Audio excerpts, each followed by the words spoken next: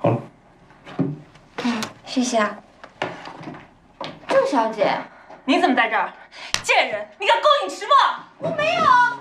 贱人！郑宝珠，你发了什么疯？你跟他住在一起，是又怎么样？你跟这个女人什么关系？你误会了，我们两个人真的是……我跟她什么关系？你管得着吗？你3番2次拒绝我，就为了这个女人？既然你都看到了，我也没有什么好隐瞒的。显而易见，郝聪明是我迟墨的女朋友。啊！我是迟墨的女朋友，是你忘了吃药还是吃错了药？别多嘴，配合我演戏。迟墨，你以为找了这么个女人来做挡箭牌，我就会相信吗？需要我为你证明一下吗？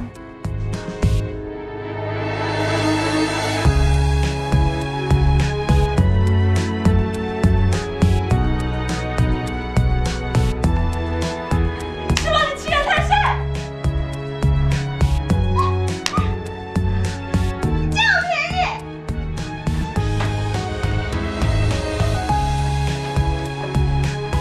我再也不要理你了。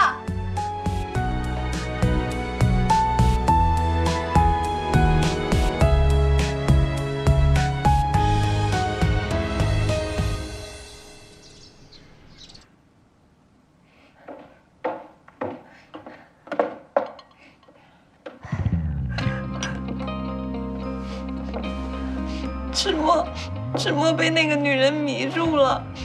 好了，宝珠，你先别哭了。墨儿，他真的那么离谱？何止啊！迟墨还把那个女人接到别墅同居了。我怕再这样下去，不仅仅是迟墨，整个迟氏集团都会葬送在那个女人手上。真是越来越不像话了。阿姨，阿姨，你没事吧？你别吓我。我没事，我是被那个混账东西给气的。你去把墨儿找回来。这件事，我要当面问问他。我这就去。阿姨，现在也只有你可以把迟墨拉回正途了。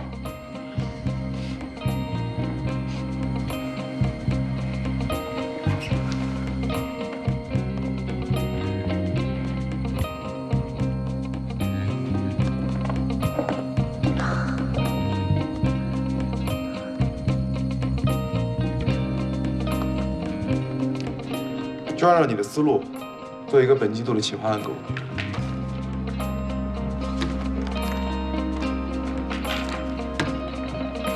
老板，刚才家里来电话说老夫人的心脏有点不舒服。什么时候事？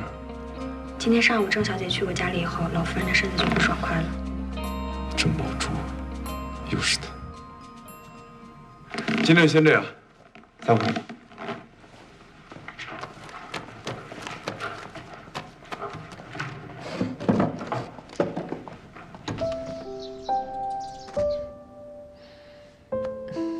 啊。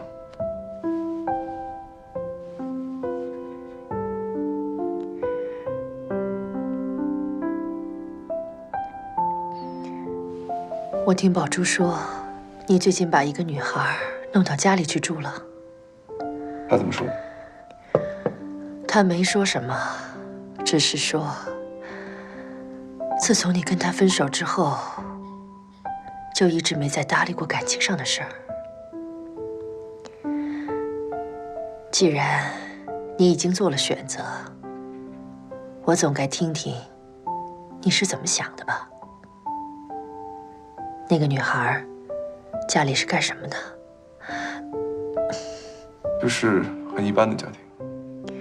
一般人家的女孩能被你看上，那她样貌、学识方面一定有什么过人之处。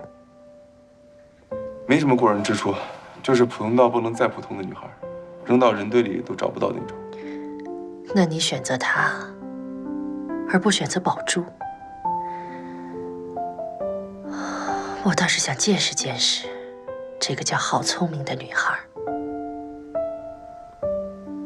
好，那我就带她来见你。再喝点吧。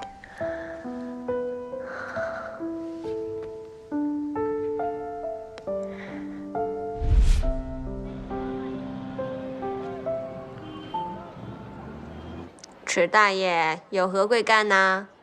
我警告你，不许再对我动手动脚。看一下，想吃点什么？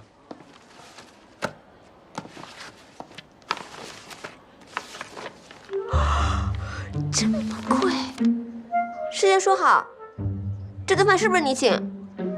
放心，这家餐厅属于池氏的，这顿饭我请你，算是谢谢你昨天晚上配合我在郑宝珠面前演的那出戏。算你还有点良心。这么多好吃的，点什么好呢？给我来一份龙虾餐，谢谢。对不起，龙虾需要现做，请您稍等一会儿。哦，那我换一个吧，待会儿吃完饭还要上班呢。一客龙虾餐。公司那边我已经给你打过招呼了，下午跟我出去办点事情。那我先不点了，谢谢。我说呢，原来这是一场鸿门宴，请我吃饭是有目的的。你晚上跟我回家。什么？回家？你有什么阴谋？作为我的女朋友跟我回家，我妈要见你。哈？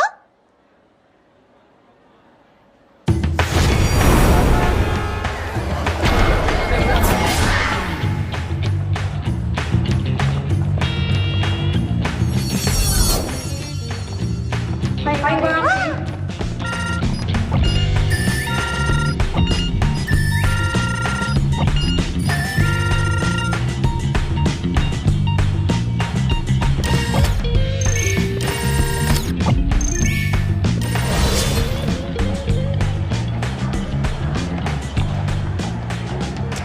干嘛呢？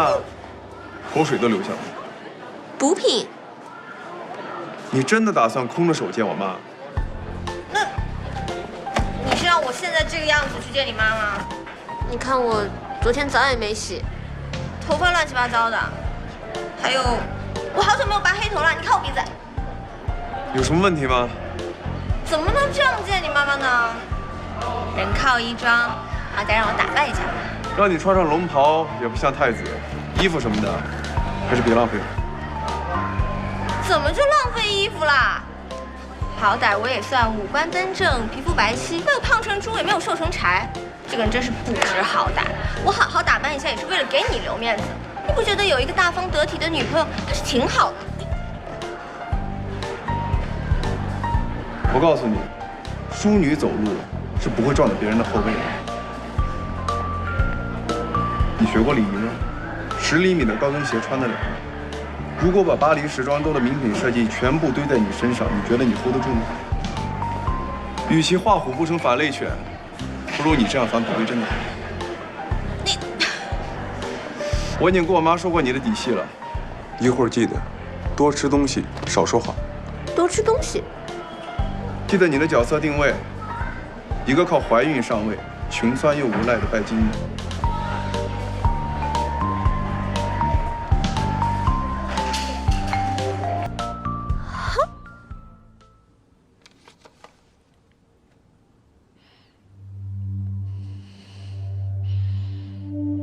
这个郝聪明是湖南的，一家都是小市民。你看他平时的样子，粗鲁又没有修养，跟迟墨完全不是一个档次的人。还有他的生活作风也有问题，3更半夜出入酒店，也不知道跟什么人混在一起。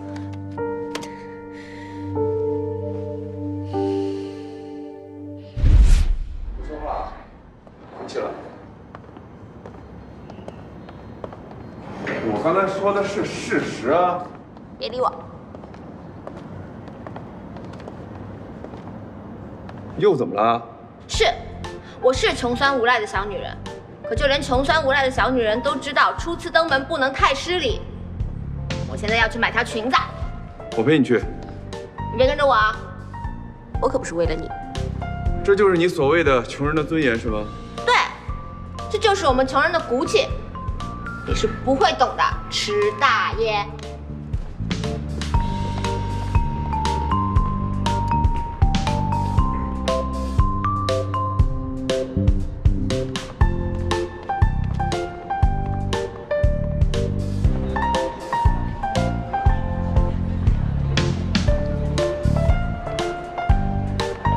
欢迎光临 Forever New，请问您需要什么？我想挑一条好看的裙子。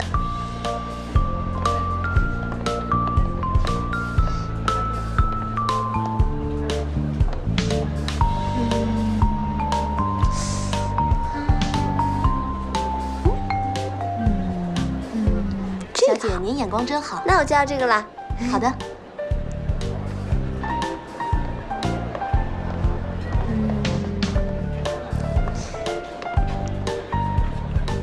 就这条吧。好的，请稍等一下。死抠门迟墨，有钱了不起啊！鲁迅先生说的真是没错，只是越有钱越是一毛不肯放松。无良资本家，死抠门迟墨。小姐，一共是4380块。什么？4000多？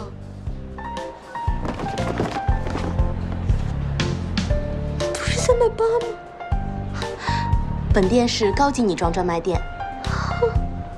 需要我帮忙吗？不要，我刷卡。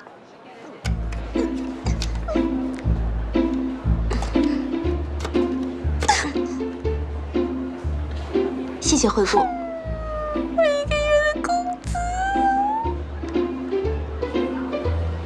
那个，如果尺码不合适的话，我过2天可不可以来退啊？哦，是可以的。穿着带标签的衣服不礼貌。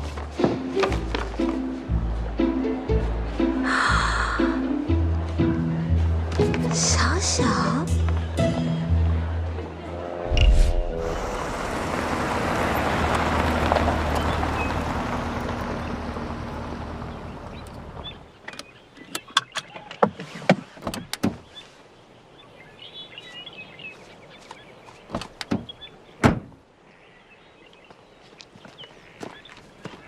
少爷，今天有客人来，已经吩咐下去了。好，少爷，里面请。少爷，夫人请郝小姐客厅里说话。什么意思？需要我回避是吧？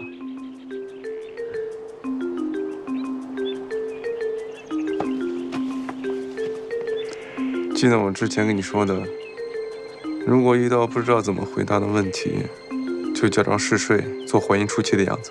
你这么坑自己的亲妈真的好吗？你好好表现，否则……好了，我知道了，不就是个老太太吗？请。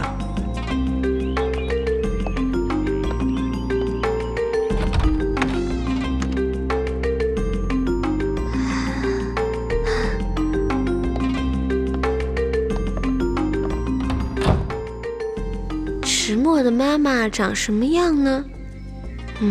一定很雍容华贵吧，否则也生不出迟墨那样的霸道总裁。但一定也很难缠，像韩剧里的那种。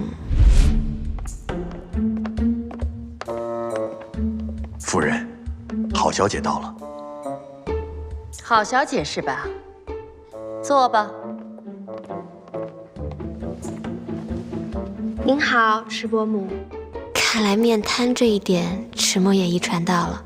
郝小姐，我就开门见山的说吧，你配不上我儿子。这么直接？你就开个价吧，要多少钱？不是，迟伯母，我想您误会了。你跟我儿子在一起不就是为了钱吗？你的情况我已经调查清楚了，说吧，要多少钱，你才肯离开我儿子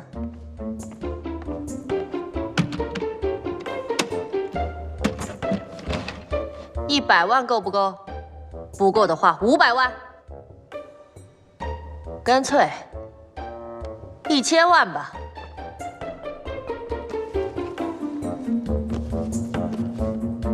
从今以后，你要跟迟墨一刀两断。啊，这么多个零！我这辈子都没有见过这么多的钱。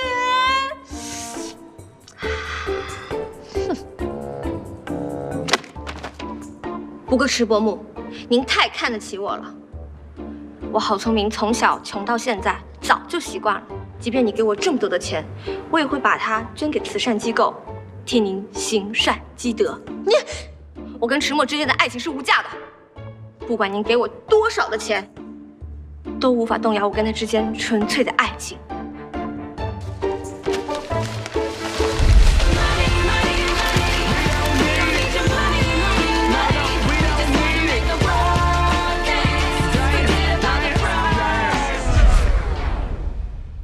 郝小姐，郝小姐，夫人在等你，里边请。好。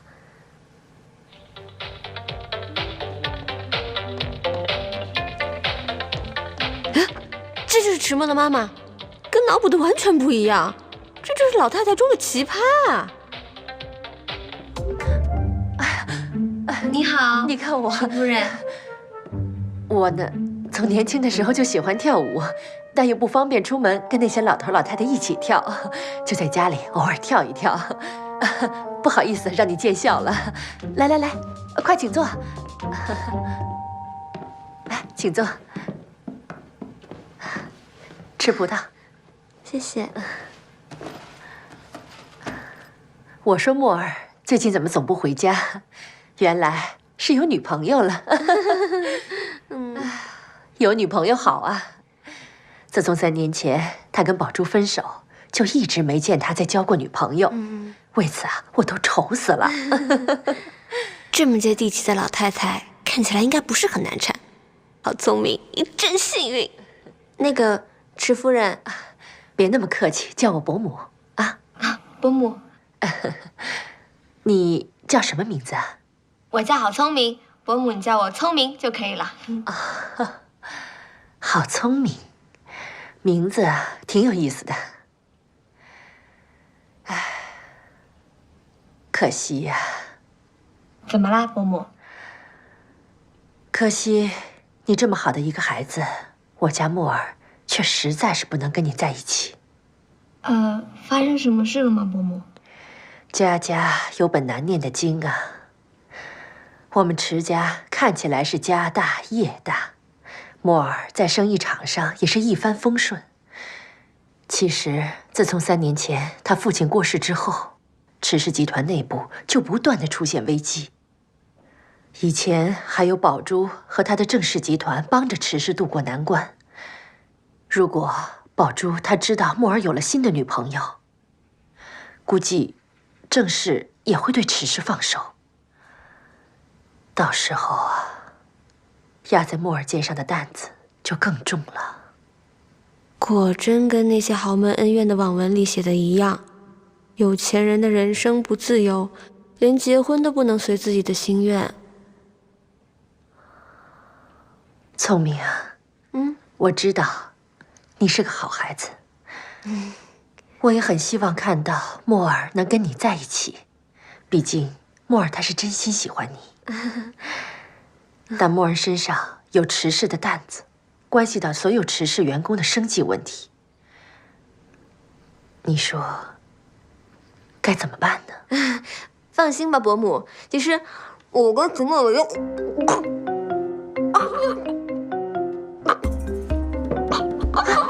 孩子在那边。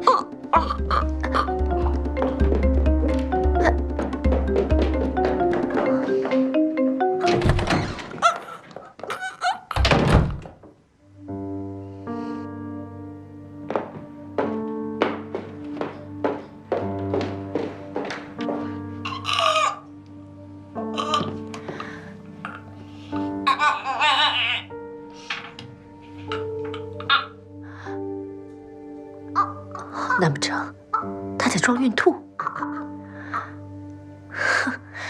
就这演技，50块钱一个盒饭，打发了。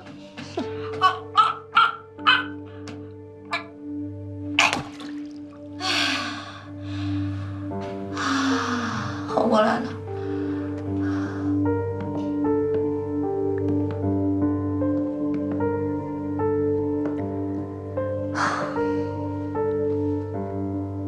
我见到那个叫郝聪明的了。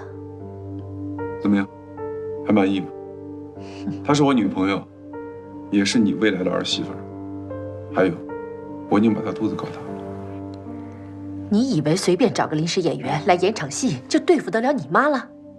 让她回去再练几年演技吧。没有什么特别的理由，你应该继续跟宝珠在一起。我说了很多次了，我跟她没有任何感情，我不想再跟她纠缠下去。郑氏和迟氏之间的利益关系，你不是不清楚。你要是不处理好跟宝珠之间的关系，整个迟氏都会被你给拖垮的。回头把那个郝聪明给打发了，去找宝珠。我做不到。你，们两个没事吧？啊，没事。莫尔好久没回来看我了，我们有很多话要聊。不好意思啊，今天不能留你吃饭了，找人把他送回去。啊，可是我还没……请吧。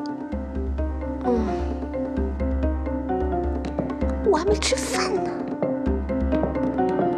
哦，我的包。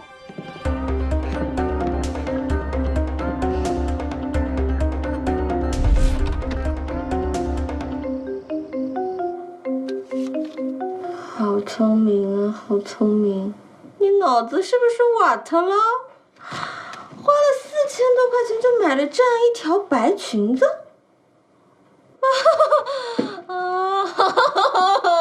4000多！你一整年买衣服的钱加起来都没有那么多啊！好聪明啊，好聪明！我看你干脆改名叫好白痴算了。4000多块钱，就为了陪迟墨演一场戏，还把自己塑造成穷酸拜金、未婚先孕的形象。问题是人家迟墨根本就不 care 好吗？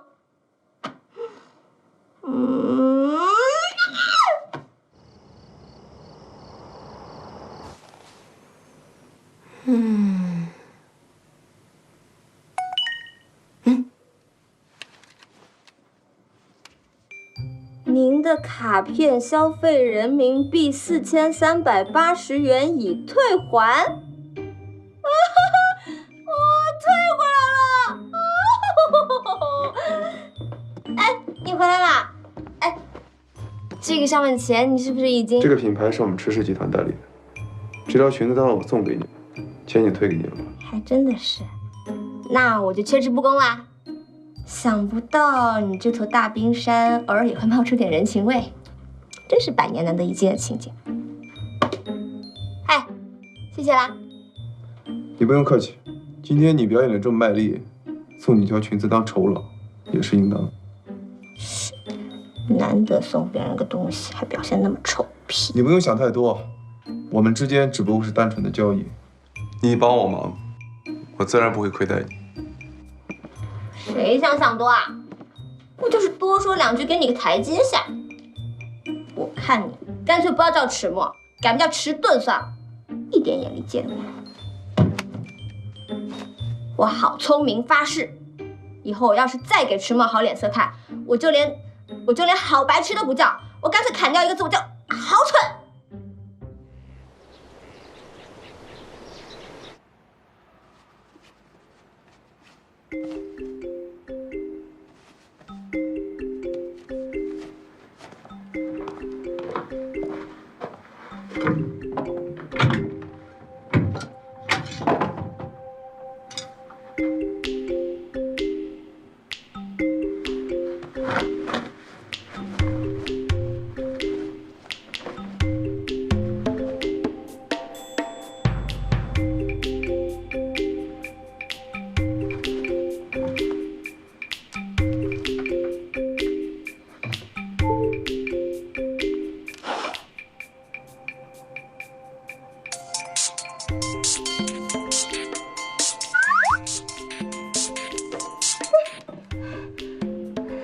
小小，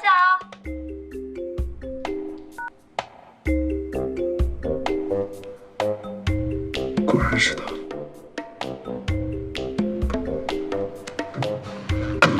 喂，小小是你吗？小小，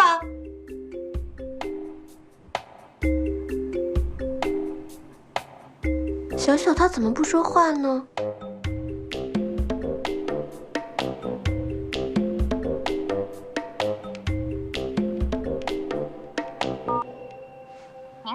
您所拨打的电话已关机。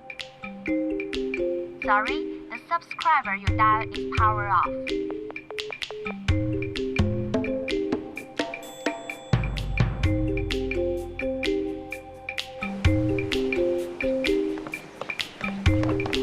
喂，等一下，我有事情问你。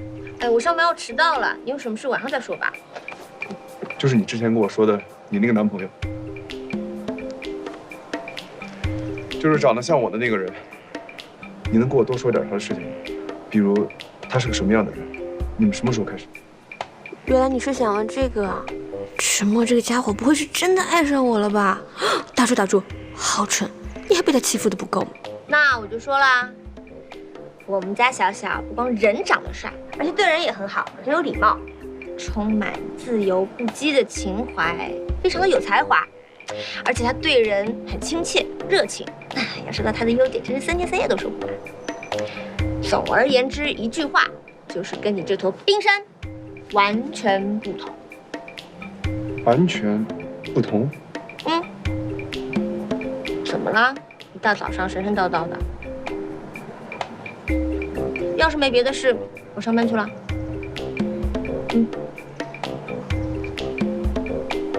是，就池大颖这臭屁德行，还想跟我们家小小比？哼！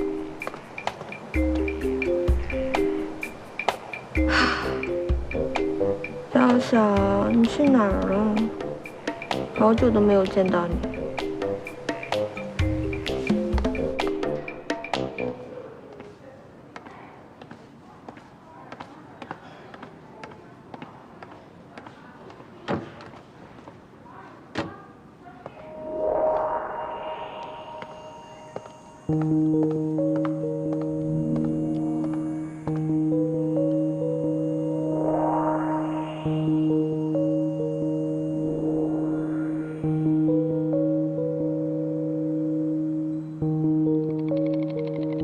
精神科？迟墨来精神科做什么？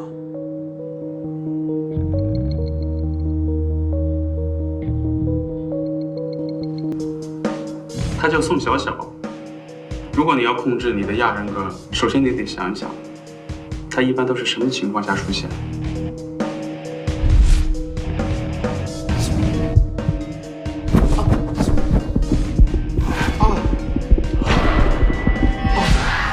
有几次是有流星雨的。第二种人格的出现都会有一定的条件，每次你作为主人格醒过来的时候，会有发生一些什么事情？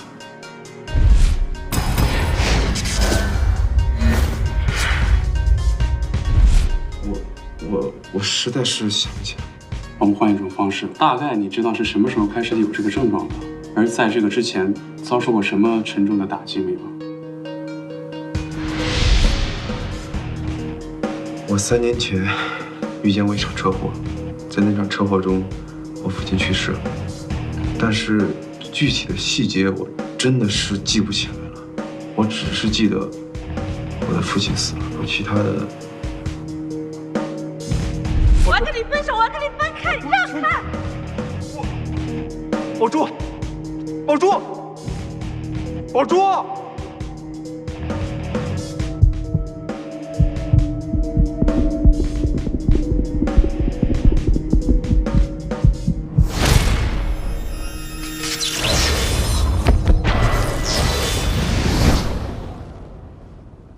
看来这个就是导致你精神分裂的一个导火索了。这样吧，我再另外给你开一些药物，应该可以有效的帮你抑制第二种人格。抑制什么？你的亚人格呀。不过，用药物来控制的话，只能是暂时的，无法彻底根除，而且依赖药物会有一定的副作用，比如第二种人格被压抑的太久，可能会通过其他途径来爆发出来。就目前来说，你跟他的相处还是在一种相对平衡的状态下。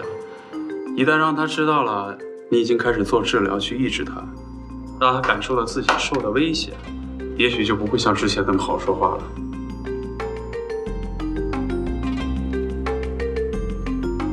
哦，这样啊。迟墨，迟墨，就凭你也想关注我？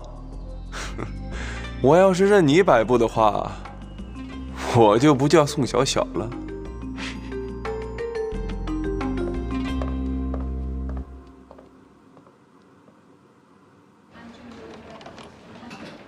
最近怎么无精打采的？失恋了？跟失恋差不多了。我男朋友已经消失好几天了。该不会是出什么意外吧？哎，你别吓唬我！我认真的，一个大活人，白白的消失好几天，不是出事了，就是外面有别的女人。别的女人？小小会有别的女人？不能够吧？男人靠得住，母猪有上树。你下次要是见到他，可得好好问问他这天去了哪儿，做了些什么。都说女人在恋爱中的智商为0，但是，一旦碰到男朋友出轨、劈腿这些破事儿，瞬间变身福尔摩斯。你也想感受一下自己智商爆表的时刻吧？不要不要，我才不想有这种体验呢。我宁愿做一个享受恋爱的笨蛋小女人。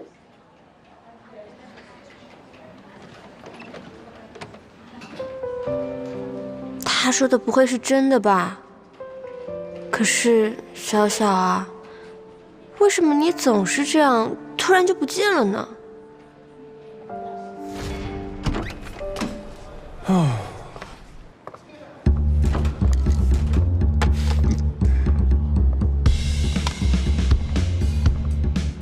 迟默啊，迟默，我告诉你，为了聪明，我也不会输给你。你这么对我，这种东西我才不需要。迟默，你送给我一个大礼，我该怎么报答你呢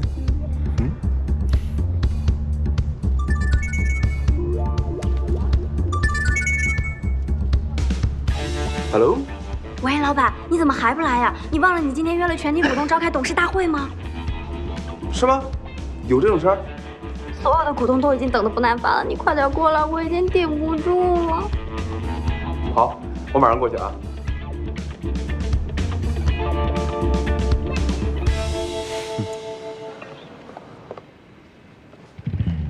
林秘书，石墨那小子什么时候到？请大家不要着急，石总他因为有一点事在路上耽搁了。你告诉他啊，最多再等半个小时，半个小时以后他还不到，这项提案我们就自行决议了。请大家稍安勿躁，石总他马上就到了。这也太不像话了，这都什么时候了？打个电话也行，这不是多少时间了？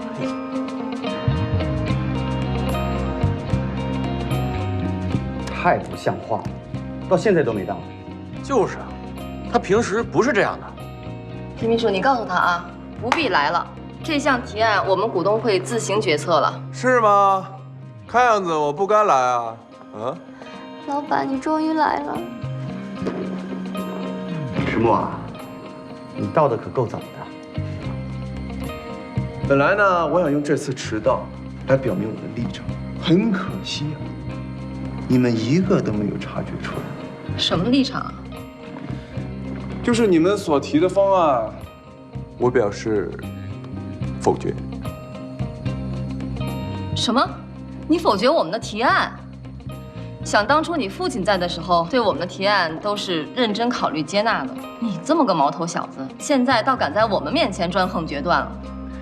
张总啊，这话我完完整整还给你，专横决断。如果对池氏有利的项目，我举双手双脚赞成。可是张总你私自挪用池氏公款，在外面注册空壳公司，所以你们的提案，我不得不考虑一下呀。你，小莫，你这样就不对。张总，哎，甄总，我还没说你呢。去年仓库着火，事后我找人调查，那火是有人故意放的。之前因为你的错误决断，商品货物积压，那一场大火呀，不仅解决了你的困难，而且还让你意外得到了一笔保险赔偿。哎，甄总，你有没有去还愿啊？你这话的意思是怀疑我自己放的火吗？没有，我怎么能怀疑你呢？我只是想告诉在座的某几位，要想人不知，除非己莫为。你们干的那档子烂事儿，我这儿记得一清二楚。什么指桑骂槐的，在我这儿不好用。疯了疯了疯了，这该怎么收场啊？现在我宣布，散会。什么？哎，老板，你给我把话说清楚。现在这个提案到底该怎么办了？请大家稍安勿躁，明天池总一定会给大家一个答复的。出去。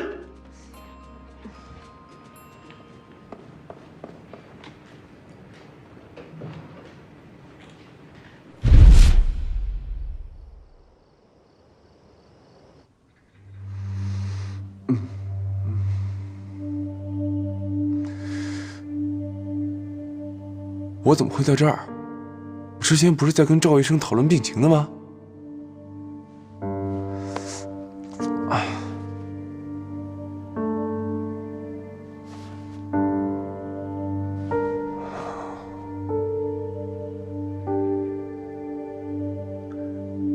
这不是我内部手机啊！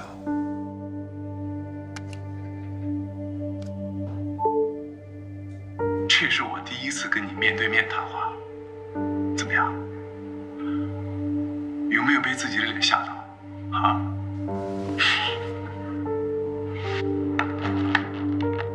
我告诉你啊，我今天干了一件非常爽的事情，我把董事会那帮老狐狸的嘴脸一张一张全部撕了下来。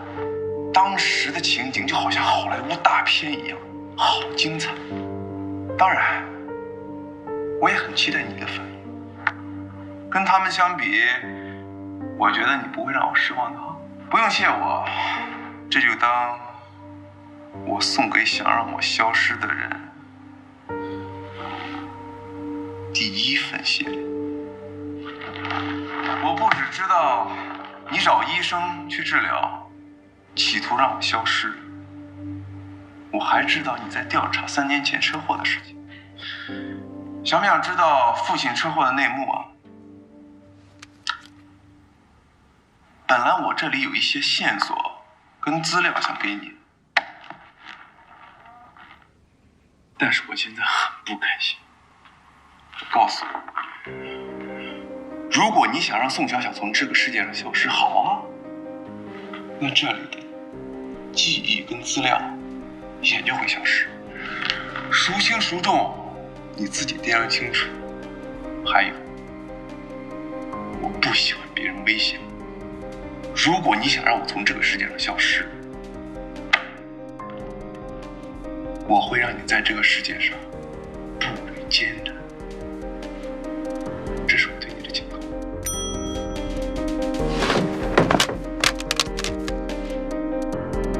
警告。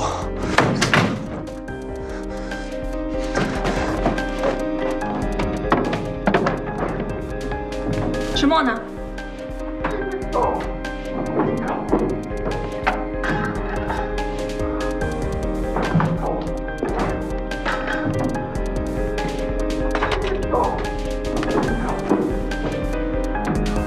警告我！警告我！警告我！警告我！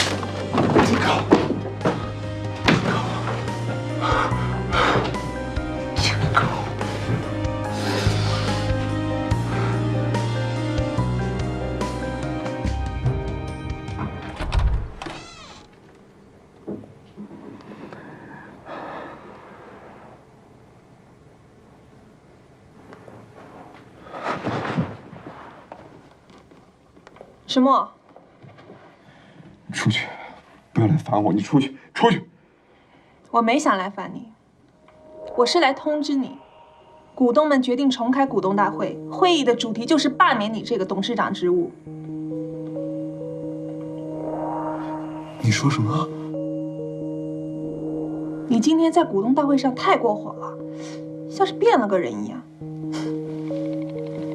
变了个人。变了。现在只有我可以帮你了。说吧，什么条件？和我结婚。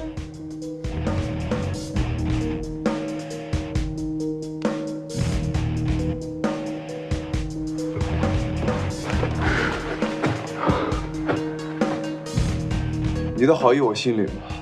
既然是我自己捅下的篓子，我自己会想办法解决。你是在拒绝我吗？都到这种地步了，你还不让我帮你？郑宝珠，我告诉你，如果你真心实意的帮我，我迟默感谢你一辈子。但是我不接受威胁。如果你想利用这次迟氏的危机来跟我谈条件，对不起，我不吃这套。迟默，你有种！你3番4次的打我的脸，明天我倒要看一下那帮老头怎么弄你下台。我郑宝珠不会再帮你说一句话的。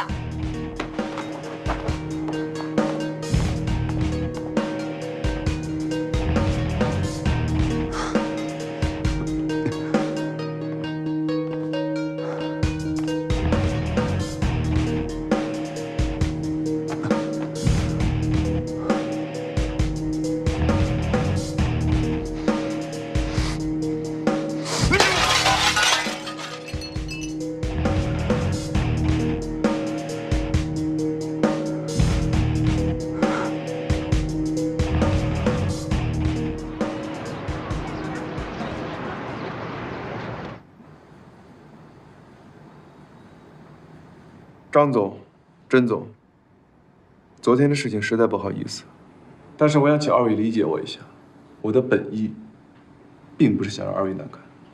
不敢当啊，迟总，我们的事儿你不是已经调查得很清楚了吗？如果你向公检法机关检举我们俩还能这么安稳地坐在这儿啊？是啊，我们怎么敢让迟大董事长屈尊向我们道歉呢？二位的意思就是还在怪我了。金秘书，这是我调查二位的资料档案，但是我现在想还给你们。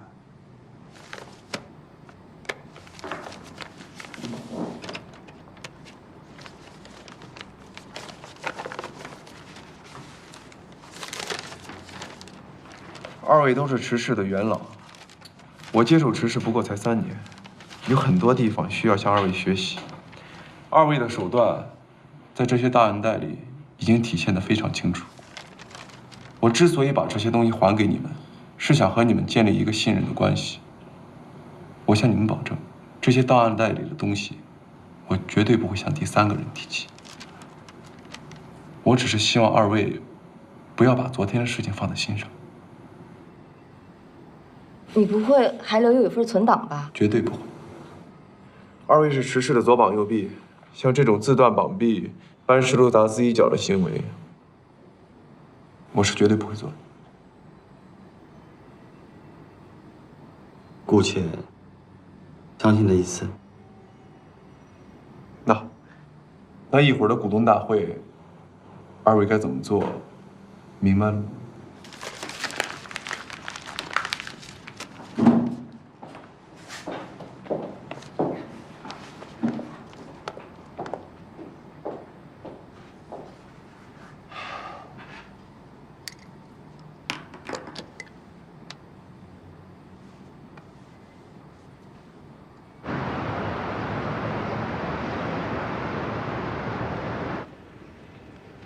今天如果没有别的事情，那我现在就宣布散会。谁说没事了？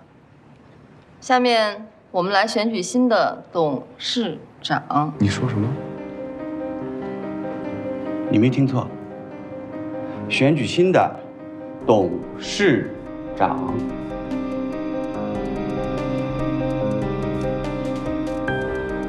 一群过河拆桥的东西。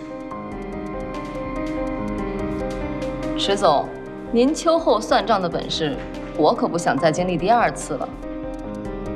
下面发放会议章程吧。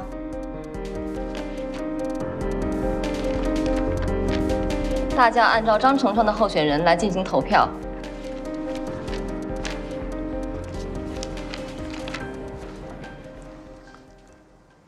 老板，根据股权比例，您和张总平票。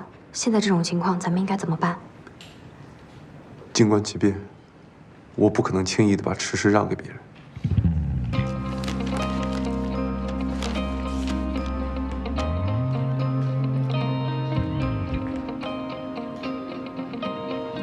现在是不是只剩我的投票了？迟墨，你要和我说些什么吗？我没什么要跟你说。老板，都到这个节骨眼了，你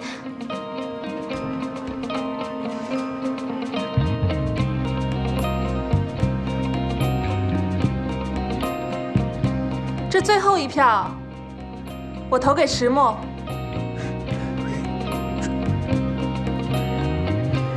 你说怎么投？郑小姐，你想清楚了吗？我当然想清楚了，迟墨绝对有能力经营好迟氏集团，我郑宝珠相信他。哼！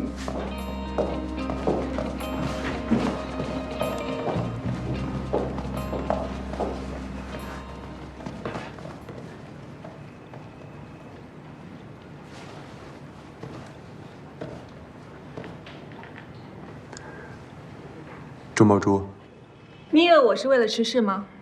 我让你欠我一辈子人情。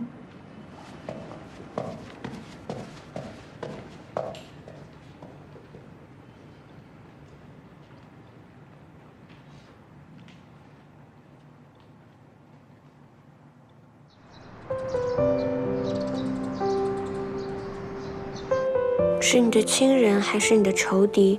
正因为有这些人的存在，生活才会留有回忆，回忆组成了人生，在你垂垂老去之年，不至于一无所有。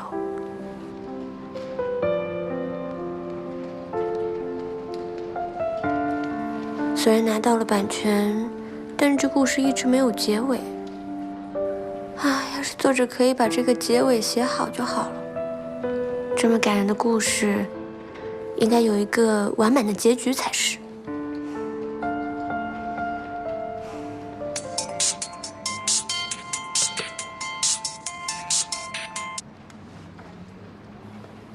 来迟氏。好的，我现在马上过来。要出去啊？我先出去一趟。路上慢点啊！拜拜，拜拜，拜拜。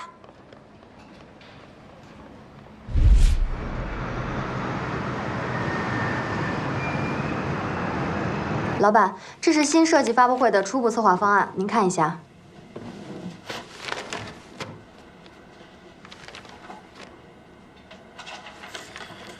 你看一下，还有什么要补充的？因为你是产品的设计师，所以这次发布会的布置，我想以你对产品的设计理念为主。那等我的设计稿出来了以后，我再提具体的意见吧。这样也好。那我先说说我对产品的感觉。我认为这次发布会的布置，应该多方位、多角度的折射钻石的光芒，加重视觉效果。好的，老板，我会叫企划部继续完善。你天天美克拉美和迟氏来回跑，累不累啊？暂时来迟氏上班吧。美克拉美那边我会找人通知他们。金秘书，明天给郝小姐安排个工位。好的，老板。出去。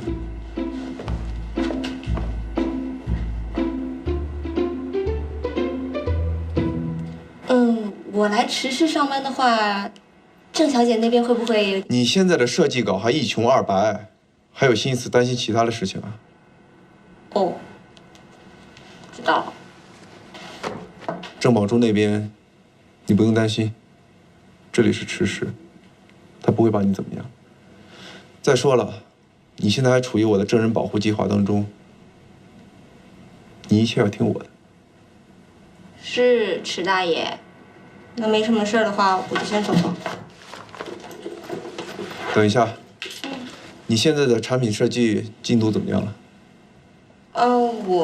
我现在正在寻找灵感嘛，但是我找灵感的那本小说的结局一直都没有，所以现在有点。小说？就是公司刚刚买的版权的那个《钻石侠》。我从来不看什么垃圾小说。才不是什么垃圾小说呢，这怎么说也是当年坊间流传的一个大 IP， 跟《盗墓笔记》是有得一拼的。我是走了狗屎运才拿到版权的。虽然这个小说的名字是有点，但是我觉得这个作者是一个非常有情怀的人。从他的文字中，我可以感觉得到，他的背后一定有一个令人悲伤的故事。我不想听你说什么垃圾网文。总之，如果这篇小说能让你汲取灵感，设计出我满意的作品，那我就承认它有价值。好，那你就擦亮你的眼睛等着吧，我一定会做出让你刮目相看的作品，为我自己还有钻石侠证明。拜拜。只看钱的商人果然一点情怀都没有，对牛弹琴。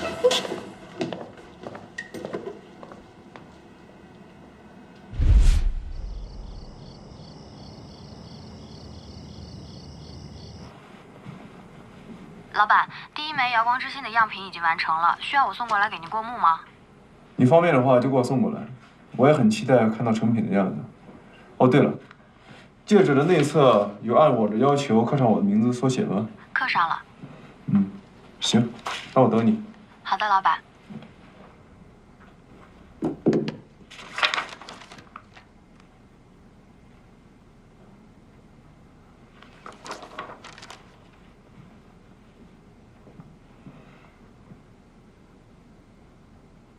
但是我觉得这个作者是一个非常有情怀的人，从他的文字中我可以感觉得到，他的背后一定有一个令人悲伤的故事。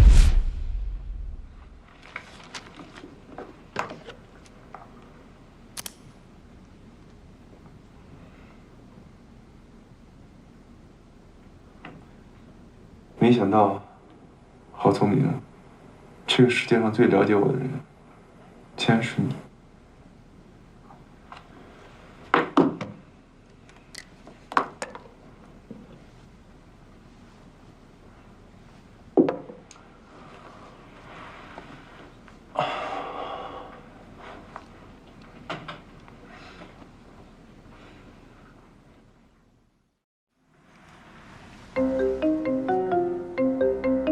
迟大爷，你什么时候进来的？你不是说桌上得干净的一个杯子都看不见吗？省得让你说我光吃饭不干活。你还知道啊？嗯？你在看什么呢？我也不能看。我来收拾。迟大爷，你那么紧张干嘛？难不成你是在看那种小说？大家都是成年人，迟大爷你偶尔也是要这个排遣一下寂寞的嘛，对吧？看这种小说也无伤大雅。少在那胡说八道啊！放心放心，我是不会把这种事情说出去的。迟大爷，你永远都是总裁文里面伟光正的形象，行了吧？怎么了？我看。没事没事，一点小伤而已。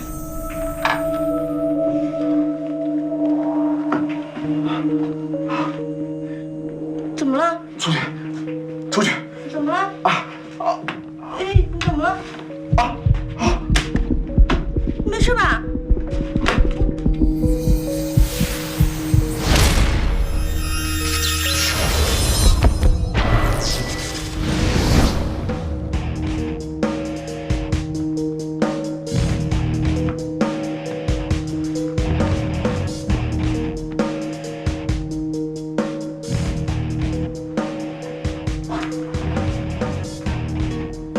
哎，聪明，你怎么在这儿？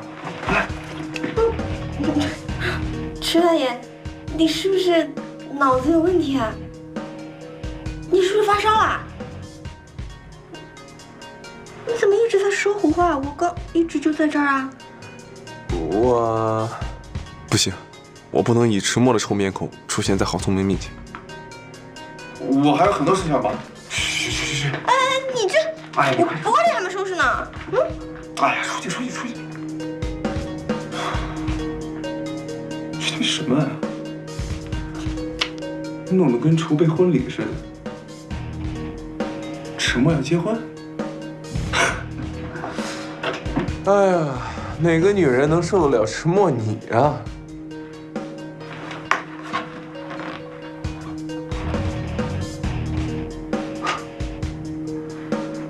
又是钻戒，又是小说的，我还真没想到你原来是个文艺青年。钻石侠，喂，这名字还能不能再实一点啊？老板在里边。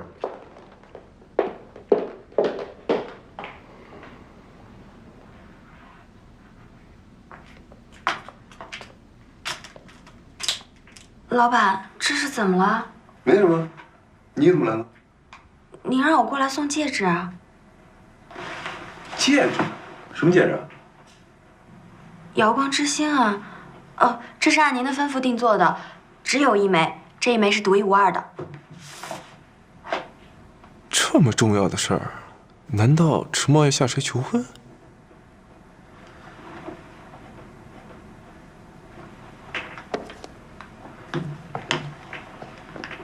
老板，如果没什么事儿的话，我就先走了。你觉得呢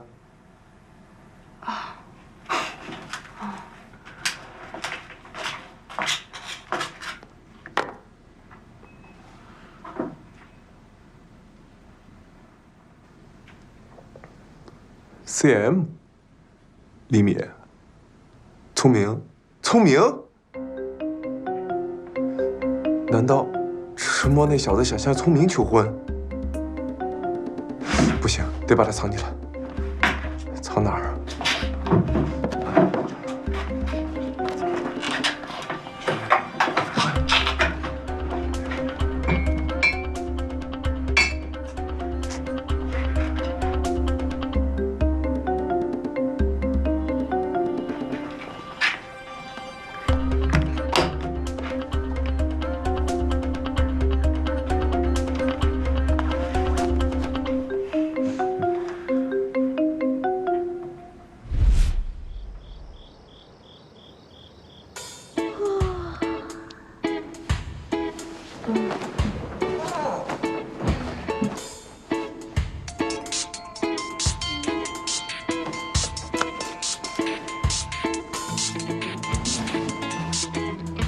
小小，好呢，还没睡呢。你这个家伙，终于舍得打电话过来了吗？哎呦，对不起啊，因为最近有很多事情发生，我脱不开身啊。但是我是很想你的，而且我现在就在你家楼下。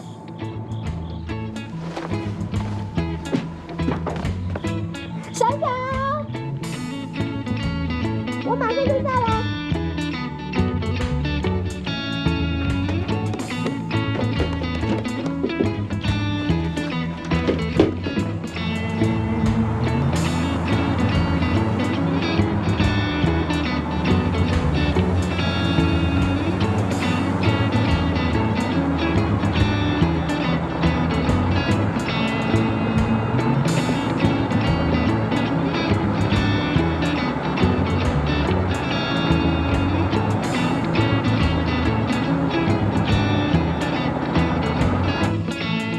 怎么样？这里很棒吧？来，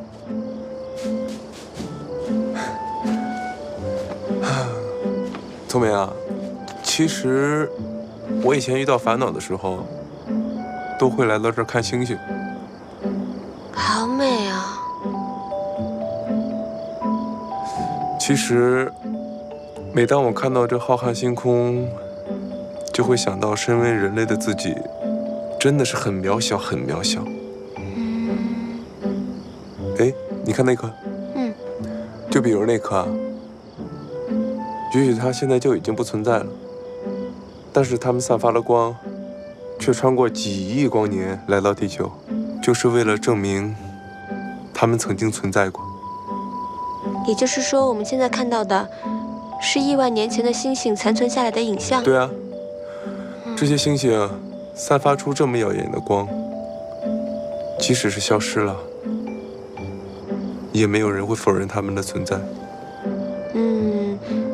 就像《钻石匣》里面所说的，钻石经久不衰的光芒固然珍贵，但是流星转瞬即逝的光亮也同样辉煌。这足以证明，世界上的一切美好都确确实实曾经存在过。钻石匣？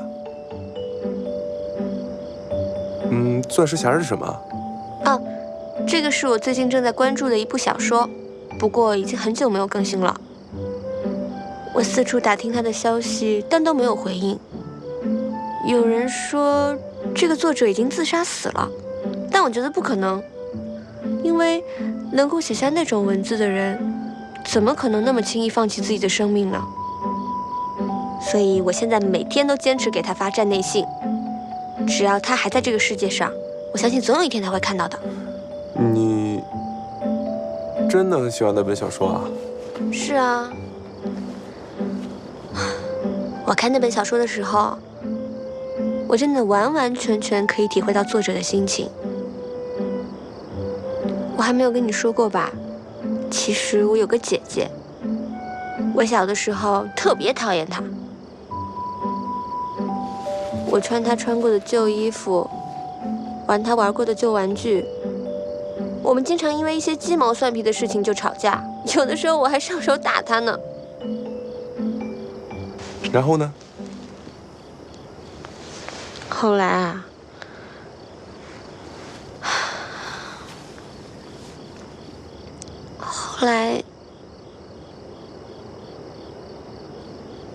后来我姐姐生了一场大病，她就不在这个世界上了。到那个时候我才知道，即便我有新衣服可以穿，有新玩具可以玩，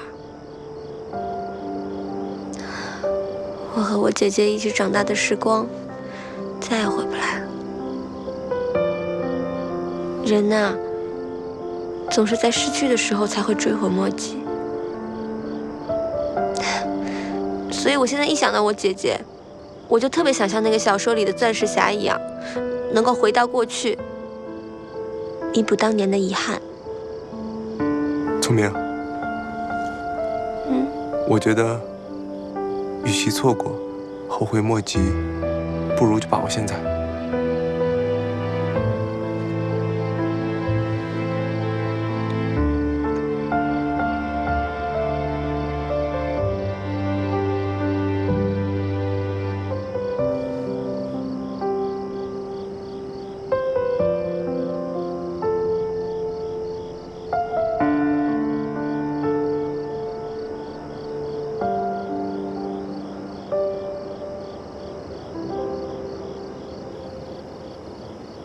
哦，对了，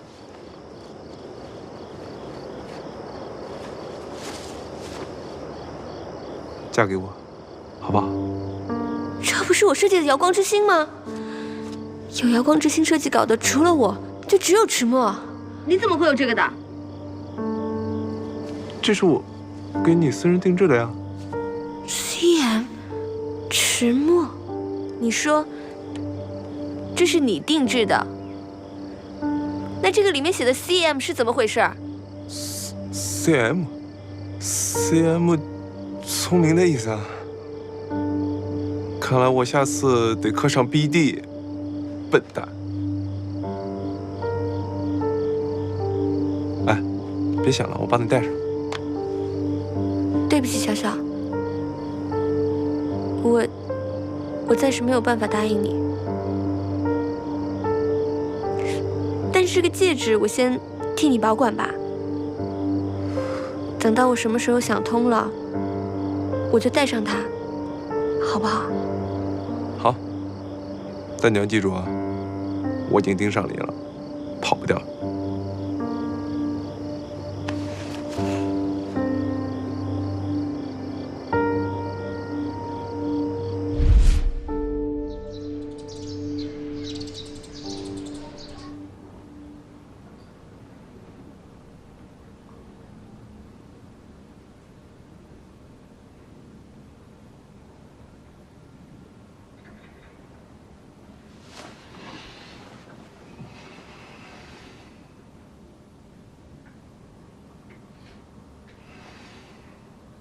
难道昨天我又……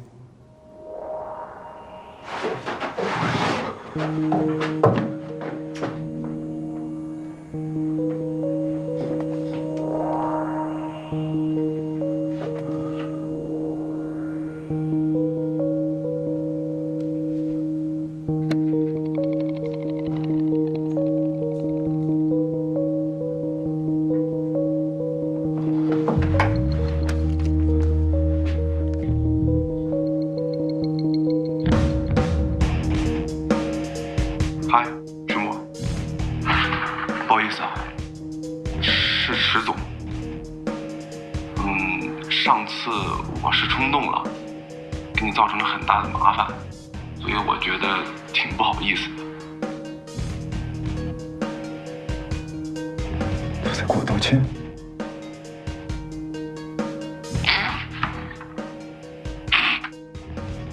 不好意思，太假，再来一次。别闹了，你以为我真的会给你道歉？我就直接说了吧。我的小公主要看钻石侠。另外，我正式通知你，我已经跟我的小公主订婚了。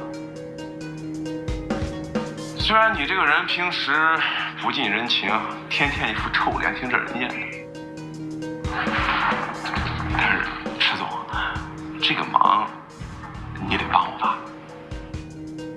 第二人格，未婚妻，无稽之谈。我这么跟你说话，我真的觉得很不爽，所以你马上跟老子写了。如果你不肯帮忙的话，那关于3年前的那场车祸，我脑子里所剩下的记忆，关于公文包之类的，我一个字都不会告诉你。加油，迟总。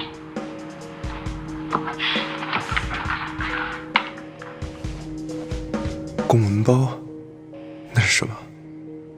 钻石匣。